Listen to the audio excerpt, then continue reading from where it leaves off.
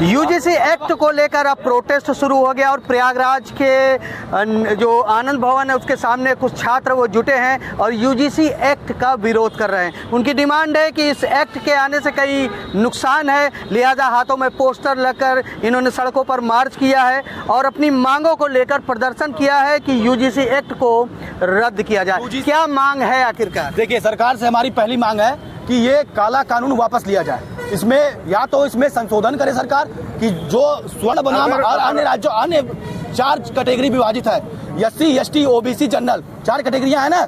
4 कैटेगरियों में 3 को एक तरफ, जनरल को एक तरफ। अगर कोई भी व्यक्ति जनरल का ना होकर के, जनरल होना अपराध हो गया आज के समाज में। जनरल होना क्या मतलब? गुनहगार होना हो गया है इस देश में। ये जातिवाद के नाम पे इन्होंने पहले हिंदू मुस्लिम किया, अब जाति आपस में लड़ाना चाहते हैं। अच्छा, ये यूजीसी एक्ट से आखिरकार नुकसान क्या समझ में आ रहा है? नुकसान सबसे पहला ये समझ में आ रहा है कि इसमें बिना जात के आधार पर एक वर्ग को दोषी पहले ठहरा दिया गया है। और दूसरी चीज ये है कि अगर जांच में ये आता है कि झूठा आरोप लगाया गया था तो जो लगाया उसके खिलाफ कोई प्रावधान नहीं है, कोई जुर्माना नहीं है, ये चीज है। और दूसरी चीज ये है कि जो कमेटी बनाए हैं ये लोग सिर्फ 4-5 जातों के लिए ये फिक्स कर दिए हैं। ओबीसी, एससी, एसटी, जनरल का कोई उसमें रहेगा, ये मैंडेटरी नहीं किया है। सुनवाई होने का प्रावधान ही नहीं है। तो देखिए, सब मांगे अपनी जगह है, लेकिन आखिरकार डिमांड क्या है? क्यों इसको हटवाना चाहिए? सर, ये आर्टिकल 14 और 15 दोनों का उल्लंघन कर रहा है, जिसमें समानता का अधिकार जो मतलब राइट टू इक्वलिटी है और ये जो भेदभाव वाला है, इन दोनों में अगर एक चीज देखिए तो फंडामेंटल राइट में ये वो कर रहे हैं, अपना उल्लंघन खुद ही कर रहे हैं। और दूसरी बात ये है कि आप इस तरीके से छात्रों के बीच में एक भेदभाव का बहुत बड़ी खाई कर रहे हैं। इसमें क्या होगा? गलत पॉलिटिक्स होगा। अगर किसी का कोई और कारण है, किसी मतलब से लड़ाई हुआ है, तो वो इसमें राजनीति कर देगा, इसमें पॉलिटिक्स होगी सर। और ये आने वाले फ्यूचर के लिए बहुत मतलब वैसा हो जाएगा, मतलब जो छात्र हैं बहुत एक दूसरे से मतलब हट के रहेंगे। सबसे बड़ा 3 नुकसान कौन सा देखते हैं? 3 नुकसान। देखिए, सबसे बड़ा नुकसान ये है कि जातिगत ध्रुवीकरण हो रहा है। जाति के नाम पे समाज को बांटा जा रहा है। शारीरिक और मानसिक रूप से समाज का शोषण किया जा रहा है। ये जाति के आधार पे कैसे आप 2026 में है,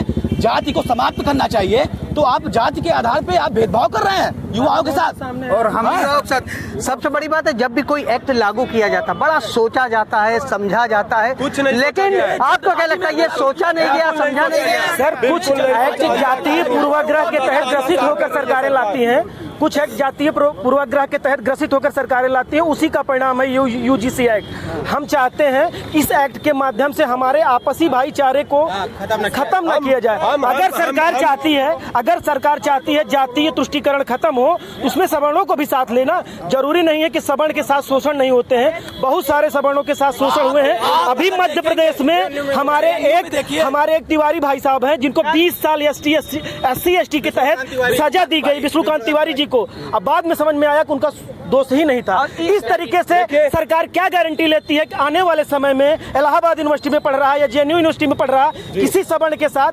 सरकार या उसके नुमाइंदे शोषण नहीं करेंगे? कब तक ये प्रोटेस्ट जारी रखेंगे? देखिए, हम एक विश्वविद्यालय के शोध छात्र हैं। हमारे लैब के अंदर अधिकतर एससी एसटी के भाई हमारे बंधु हैं। हम इस तरह का कोई विरोध और कोई तरह की प्रताड़ना हम लोग वहाँ नहीं देखने को मिलता। और हमारे पिताजी, हमारे दादाजी कभी भी एससी एसटी के साथ कोई प्रताड़ना नहीं किए। हमारे साथ ये अंधा कानून ला करके हमारे साथ ये क्या किया जा रहा है? क्या किया जाना है? यानी आप समझिए, प्रयागराज में यूजीसी एक्ट को लेकर प्रोटेस्ट है, छात्रों में काफी रोष है इस बात को लेकर कि यूजीसी एक्ट आने से कई नुकसान है, लिहाजा एक्ट को रद्द किया जाए। छात्रों का ये भी कहना, अगर प्रोटेस्ट इनकी मांगों पर ध्यान नहीं दिया गया तो ये अपनी मांगों को लेकर प्रदर्शन करते रहेंगे। आनंद राज, आज तक, प्रयागराज।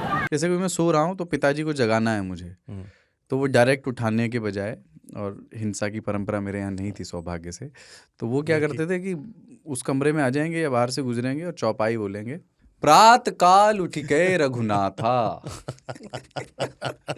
मात पिता गुरु नावई माता। कभी कभी मैं गुस्से में उठ करके अरे पापा चरण स्पर्श किया और सो गया। मैंने कहा अब मत उठाना।